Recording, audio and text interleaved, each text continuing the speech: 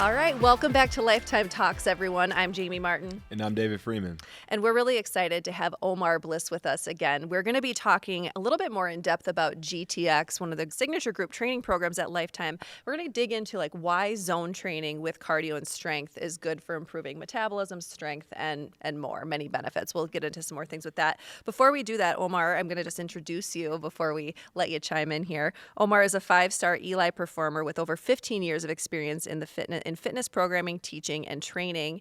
He is motivated by creating genuine human connection through fitness and lifestyle to enrich and enhance lives. Omaur is a results-oriented trainer and producer who uses a unique and multifaceted approach to get results for his clients. He excels in creating healthy, sustainable relationships with his clients and vendors, and that sense of community is something I know we talked in our previous episode about and we'll dig into here too. In addition to being a trainer, Omaur is a software developer, DJ, and fitness contributor to several media outlets, and he holds certifications with NASM. That is a lot going on. How do you balance everything? Discipline and sleep. Oh, yes. Simple. Keeping it simple. Discipline and sleep. Yeah. We are not turning up on a Tuesday night. We are going to bed at 9:30. I love that. I need to take a lesson from you. Yeah, sleep is essential. So, Omaur, let's start. How are you and what's new in your world?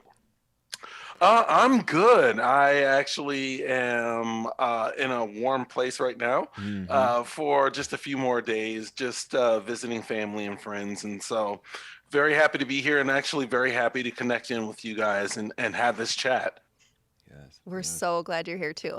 So one thing that I really want to start with is, and you've talked a little bit about your approach to coaching, and one thing that you're all about is helping those you work with connect with their why. That's something like we've talked about a ton on this podcast, and we know that it matters for helping people stay consistent with a program, keeping them connected. So tell us, what have you seen happen for people when they connect with their why, and how do you help them do that? You know what's interesting about this conversation? I have to frame it a certain way. There are folks who talk about motivation, and there are folks who talk about discipline. And of course, you need a little bit of both. But what keeps you in those two places? Understanding your reasoning for doing this activity or doing this thing, be it you have a goal for a special event or you just want to feel better in your body. And so really, once you understand that main thing there, it's a lot easier to understand why zone training is important or why strength training is important. And really, that place of understanding why, when things get tough or you get a little bit frustrated, because this is a journey. Let's work. No matter what you're doing, it's still going to be a journey, and there are going to be some frustrating parts. You can look back to that why, tap back into that why, and find your discipline or your motivation to continue forward. I love it. Why we do what we do, and why do we come back over and over and want this result? Right. You spoke to it. Motivation is great, but it runs dry sometimes. And understanding the discipline that you mentioned as well, couple that with that consistency. And now within understanding, you said zone training. This is something I'm super, super passionate about because it makes it so objective to each individual. So it's now a personalized approach as well. Yep. So within the specifics of guided transformational experience, GTX, each person who's on the treadmill or on the floor has something that's unique to them. And when we look at zone training specifically, if you're in a zone 1 to 2, a 3, a 4 to 5, understanding what does it mean first. And I know you can kind of take us through that journey here in a few minutes, but that to me is a game changer. And then what most people associate to, the way I'm gonna lose weight is I'm gonna burn a lot of calories. They didn't say fat. They didn't say, I'm gonna burn a lot of calories. But where are those calories coming from? Is it from fat? Is it coming from carbs? Is it a little bit of protein? Understanding that matters. So now I'm gonna pass the mic over to you, the DJ over here, right? Get that? All right. So Omaur, can you kind of walk us through the why, the importance of zone training? One thing I always talk about when you're looking to measure, I gave it away. If you're looking to measure change, right? How do you do that? Yeah, there are some sort of stuff that's objective and subjective. Hey, I feel better. That's Mhm. one way. But if you're really going for a goal, how do you measure that change? How can you gauge where you're at in that change? And part of what zone training does and understanding zone training gives you something to measure. So Mhm. yes, you want to burn a lot of calories, but as you alluded to, are you burning the right calories? Yeah. Are you running at full speed for 10 minutes and sweating a lot, but really not noticing change? Yeah. It might be because you're at a place in your heart rate where you're not actually burning the fat. You're burning the carbs from the morning. You might have had some orange juice or some like toast or a little oatmeal or this or that or whatever you had in your carbs that morning. That's what you're burning off. You haven't quite tapped into the burning fat. And for most people, especially if they're looking for a compositional change, such as I quote unquote want to look more toned, you're now looking at that fat burn. If you're an endurance athlete, you're still looking at that fat burn. That's going to be your primary energy source. Mhm. And so, having that little bit of knowledge as to what my personalized goal is, be it, hey, I want to look better or I want to have more endurance, that's where you have this tool now to measure your performance in that area as you're moving through your workout. And Mhm. that's powerful for those on any place of that spectrum. Yeah. It kind of requires you to know and be present and aware, right, within any given moment of your training experience. Like if you're paying attention to where you're at, you can gauge your effort, you can gauge your Mhm. intensity, all those pieces. So it really requires you to be in tune with yourself, Yeah. your effort, and all of those pieces. Yeah. But I'm sorry. I'm gonna and you're about to say No, something, but I was gonna go back to the discipline piece Yes. in the setting because the beautiful part in the community aspect, it becomes almost competitive sometimes. If I see Omar going at a speed of 8 and Jamie's at a 12, naturally I want to be at where they're at Yep. versus staying in my lane and running my own race. So in the setting, it still allows us as a coach to objectively speak to that. If it's supposed to be zone 2 or zone 3, Yep. and now you're at your zone 2 or zone 3, and Omar's at his zone 2 or zone 3, but I'm trying to match your speed, and now I'm at a zone 4, Yeah. I'm missing the boat on that, Exactly. right? So that's another piece. But I know you're about to say something, Omar. What'd you have? no. What's interesting about that is you tap into something like that every person will experience, that innate sense of I got to keep up, I got to Mm-hmm. keep up. And what we really focus on talking about is one person's zone 1 will not be the next person's zone 1. Yeah, Exactly. And that doesn't make you lesser or greater than. right. What it does mean is you are working to your individual machine. Mm-hmm. And again, we can measure two zone ones in two completely different people and get the same general effect as long as we are understanding what the makeup of those individuals are. Right. Again, that's where we talk about really in this zone training. It's not about, and I give a lot of course, people are wearing the heart rate monitors, and that's great. But I also like to connect back to the feeling portion. We get Yeah. into this like it has to be either metrics or feeling, and it's really both. Yeah. The metrics should be an affirmation of what you're feeling in the run. For instance, if you are in a zone 4, you're going to feel like you're running for your life Mm-hmm. Yep. for a short amount of time. This is one of the hardest pushes you have.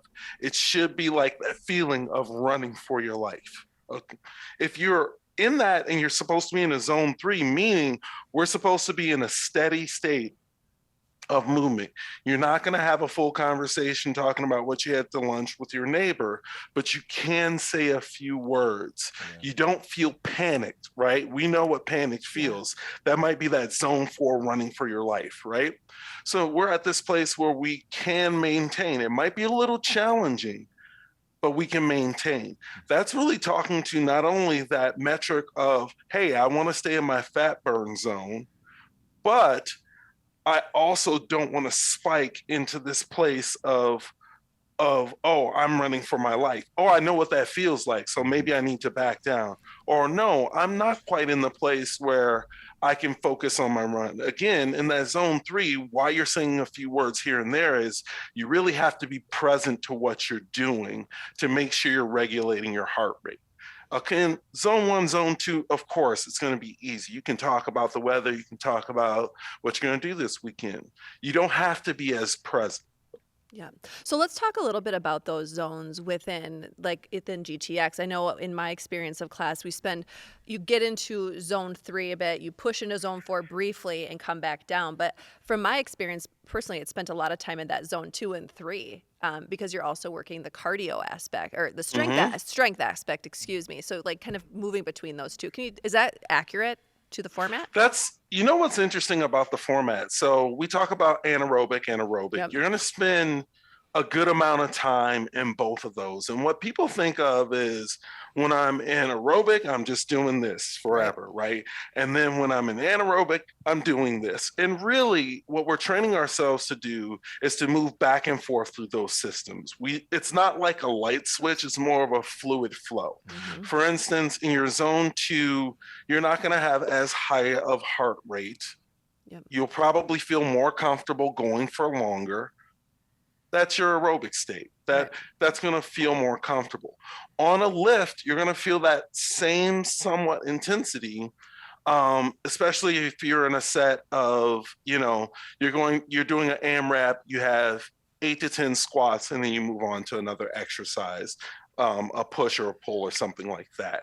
It's going to keep you in around the same heart rate. Where you might notice that next spike up, okay, we hop back on the treadmill. We now have you go to zone 3. And for some people, that zone 3, they might notice that little switch towards the end. We're in this aerobic state, but as it gets more challenging and I'm trying to finish, I might pop just for about 30 seconds into that anaerobic state, that needing of that carb rather than the fat. Yep. And so again, you might feel that on the floor if we say, hey, you're going to do this in 30 seconds. We want you to go as hard as you can doing renegade rows or squats or some kind of ISO row. Again, that's all helping you to train and condition yourself. The goal of GTX is to improve your strength and endurance. And of course, you're going to experience that in your zone 2 to 3 by those little bump ups. Maybe you're in zone 2, but there's a bump up to 3 for a little bit. Maybe you're in zone 3 and there's a bump up to 4 and back. Right. As I talk to my class, we're conditioning ourselves. We're expanding our zones. Yep. That makes total sense, and I know exactly what that feeling is, having done this class a few times. That's great. I would say the one thing that I've seen consistently across the nation over the years is we've had these gadgets, if you will. So it might be a heart rate monitor, it might be a Scoche, it might be an Apple Watch at this point in time too, Garmin watches. So you have all these toys, if you will. The thing is, they reflect numbers, and you kind of said it earlier. Objectively, it's a metric, but is the metric accurate, right? So like if we step on a scale, that's objective. This is how much I weigh, right? Now, when we flip that and understand that, okay, this is I can't even talk, estimations as far as what our zones potentially might be based off of an age or a formula. So the part that I like that we can continue to drive home is around making it objective, having an active metabolic assessment done to understand your true zones. So I want to go back. Some people's zone 2 or 3 could be super challenging, right? Because they have this wide base of what they've built over years. I can use myself for example. For me to get into a zone 3, it might look like I'm trying to get into a zone 4. Right. Because of the tolerance that's been built up over the years. A deconditioned athlete could probably be walking uphill and be in a zone 4. Right. So I think sometimes we also associate, to the point of what Omaur was saying, it sometimes is a feeling, right? And then it can also be like, wait a minute, I did not know that this is where I'm currently at, and I don't feel like I'm about to, pass out. Yeah. So understanding those metrics objectively, I know is the game changer. And we do get a lot of pushback because people want that result right then and there. And when you're looking at zones, it's like, okay, I know this now, but nothing's changed. But it's a consistency, it's a discipline of applying it is where the change comes. Yep. Yeah. Yeah, and it's not something that again, part of what I talk about when you do something um, more than once a week, you're creating that pattern. Yeah. And it takes a while for the body to create a pattern. For example, you can do the one GTX, have a great time in the class, get a good workout, and never really see the results from that GTX because you're not building upon that. You're not expanding upon it. And, one thing that David brought up that's excellent, I would encourage anyone to get an AMA if you can. What that does is it basically sets up a flag down in the ground and it lets you know where you're at. And again, we want to be able to measure. Everyone's zone is going to be different. And David brought that point up. His zone 2 might be much larger than my zone 2. Right. But we could have someone who's a world-class athlete and they're not even in their zone 2 until what looks like we're near death. Right. I don't want their zone 2. Right. And so again, I always want to take people, yes, get the AMA because that's going to set your numbers correctly. If you're looking at a watch and trying to go, oh, well, I'm at 130, and you don't really know what that 130 means as far as the connection of, hey, my zone 2, for example, is 120 to 150, right? I've done my AMA, and in that zone 2, I actually feel like I'm in zone 2. I can have a conversation. I'm not petering out. Yep. Yeah. That's something that we want to make sure that people understand that, especially as they're new. Some people won't necessarily get those heart rate monitors right away, which again, or they won't do their AMA right away, which are tools that we know can help you to become more successful at measuring it. Right. But if we can give them something to hook into, something to go, okay, I know I'm in my good zone of maybe my fat burn zone because I'm able to maintain this run for the 4-minute block and I don't feel like I'm going to pass out. That's something that they can build off of. Right. And that goes back to, we did cover a lot on heart rate training in a previous episode with Danny King, and he talked a little bit about things like the talk test and those different things. And so we can link to that in our show notes to make sure people can go in depth and figure out, like, if you can't do an actual AMA, there are other ways for you to kind of loosely gauge. Again, it's not quite as objective, but at least can give you a starting point, a baseline to go with. So with this, obviously with GTX, it's a split between endurance and strength. You've mentioned that. And that is with the goal of, boosting metabolism, building strength, but we also know that it improves your base fitness. We know that it can improve your respiratory health, drive fat loss, and improve your, functional fitness in day-to-day life. Are there other benefits that you've had people share with you as a result of kind of being consistent about their presence in GTX? I think the two things that people notice right away, because what's unique about GTX is usually, for those seasoned gym vets, they would do a split. They're going to do their lift and then they're going to run. And of course, if you have like 3 hours in a day where you want to do those two things, great. What GTX has decided to do is boil this down to the essentials to where you can get that in a 53-minute session where you have something that's going to rev your metabolism up, put you in that zone of either fat burn, or if you are working a zone 4 conditioning day, that you're building upon your zones.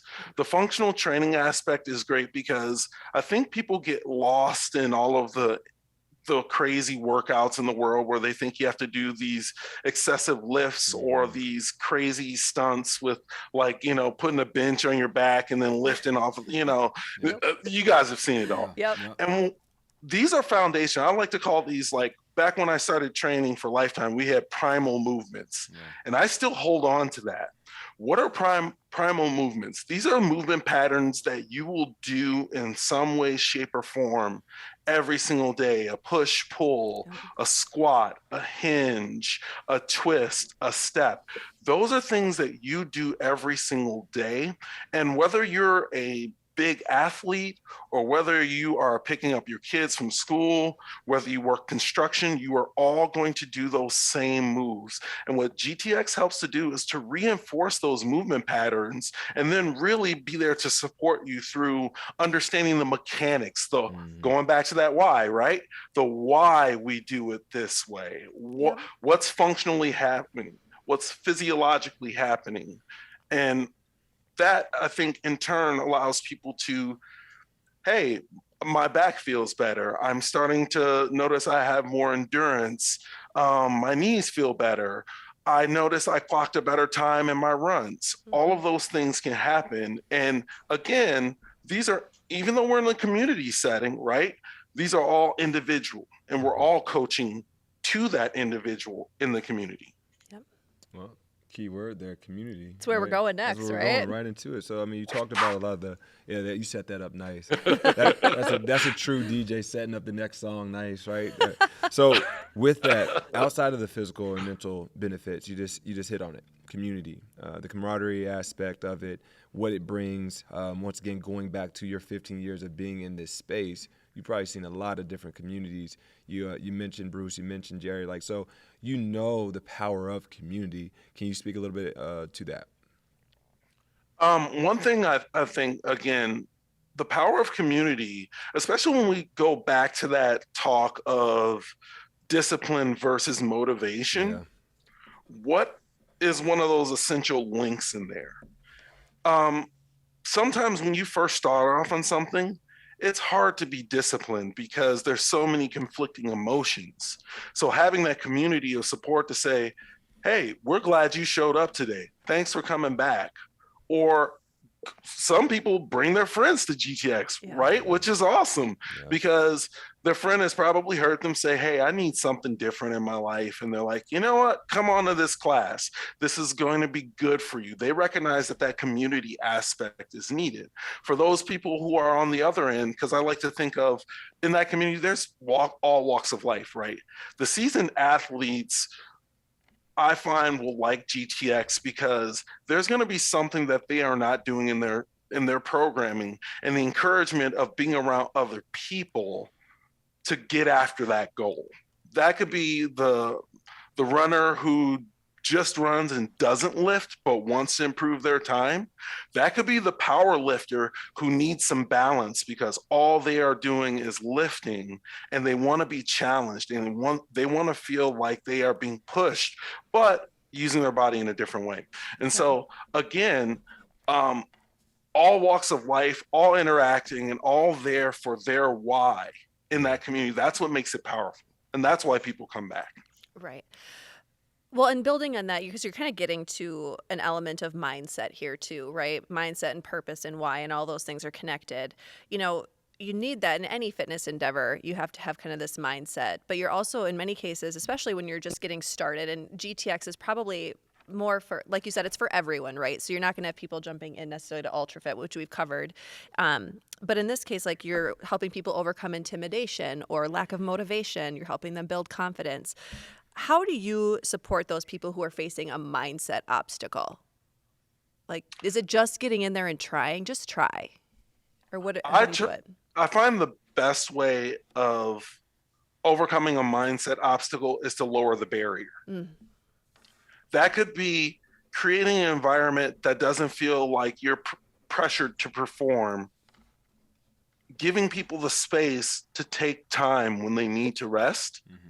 And to slow things down and to really listen to what's going on to them and to encourage them to do what is best for them, but also to encourage them, hey, how are you feeling? This is a little challenging. You're doing awesome. You're really doing awesome. One thing I say a lot in my class is the hardest part is really showing up. I mean, we got the car and the little swipe at the front door, but it is getting your mind together to go, you know what? I'm going to get up today and go to this place and I'm going to do this. Yeah. For someone who's new, that might mean a lot of vulnerability. Yeah. That might mean stepping into a place where they feel unsettled. And so my job is to recognize that we all have walked in carrying something. And the best thing I can do is to support you wherever you're at. I'm going to meet you 110% right there. And I'm never going to push you past that point until you're ready. I love that. Well, I know one thing. You're not alone in this. Yep. Right? We got a lot of folks out there who are coaching, delivering great experiences. So I feel like we need to go ahead and show them some love. What you think? Yeah, we're going to Heck give yeah. some coach shout outs here for a second, these GTX coaches out there. So I'll kick it off. Okay. And you're going to take over because there's a lot of them. We've got a Yeah. lot of them. So we got, all right. So we've got Jennifer Walter, Corey Hebeler, Stephanie Gaeta, Sarah Luzzi, Alan Finley, Mariana Acevedo, Ian Cox, Alan Finley, Ashley Druskowski. All I right. think that's on to you. It's on me. I got Nick Selly, Christine Chapman, Tessa Sacelino. Did I get that one right? I don't know, but we apologize if we said your name wrong. Shannon Flood, Alec Blue there, and we got Rosa Buller, Amanda York, Drew Huff, and we got Vicky Locke. So we got a few people out there that are definitely moving the needle in this space. I love it. Yes. I love it. Well, Omaur, before we sign off with you, anything else you want to add? I said it the last segment, and I feel like, again, I can't say this enough. I am a big proponent of, everybody having the experience of coming and checking out a class. And just know that your why doesn't have to match with anyone else's. It's all your own. And use this as a tool that's in your toolkit. The great thing about where we work at Lifetime is there's a lot of tools, right? And there are a lot of ways to move your body and to get a lot of what we're bringing as a mission. And so this is a place where, again, I want to say it's the judgment-free fun zone, where you can come as you are. And that's probably my end statement on that. I got a mic drop moment for you, as promised. You know that it was coming. The mic drop moment. All right, so mic drop moment, one question. I know the background of you being a DJ. What is the go-to song to get the party started? Ooh. Oh, okay. So I'll do it by eras or decades. Okay. 80s, I Want to Dance with Somebody, Whitney Houston. Yes. Yeah. That'll do it. Okay. 90s, Split in Two. I'm going to go This Is How We Do It Okay, Montel Jordan. and Wanna Be by Spice Girls. Wow. That might have been Don't- mine. Yeah. Don't at me, y'all. Don't at me. We'll get blown up. So, 2000s, you got Nelly. Hot in here. I would probably say Ride With Me. Don't Oh, at me. yeah. I know there's people who are like, what? Yeah. No. Yeah. Late aughts, Young Jock, It's Going Down. Mm-hmm. I'd probably say 2015 or the mid-teens, Fetty Wap's, two, Mr. Brightside, Killers, Mm-hmm. Fetty Wap, Trap Queen. Wow. Yeah. And Yeah. I mean, I know. of the latest, newest release, things that I've noticed that have really just crushed a dance floor, Yeah. Beyonce's Break My Soul, Mm. or, man, that's a hard one. I'd probably, it's not quite new, but it still goes over pretty well. Shut Up and Dance Oh, for by sure. Walk the Moon. Yeah. Yep. Yeah, that goes. It just occurred to me that your class probably has the best music of many classes because of your DJ experience. Well, I'm not going to brag, but, yeah, I it know. was there. I mean, Great workout, great music, all these things. I love it. I love it. Well, Omaur, we wanted to say a huge thank you for coming on and sharing all of this with us. We know that people can find you at Omaur Bliss on Instagram, and we'll be linking to some different content about GTX in the show notes so people can dig deeper into that too. But we'll make sure people are connected with you. And anyway, thank you. We're just so glad you were able to join us. Thank you. This has been so much fun. I hope to come back, whenever you call or ask. All right. We appreciate you, brother.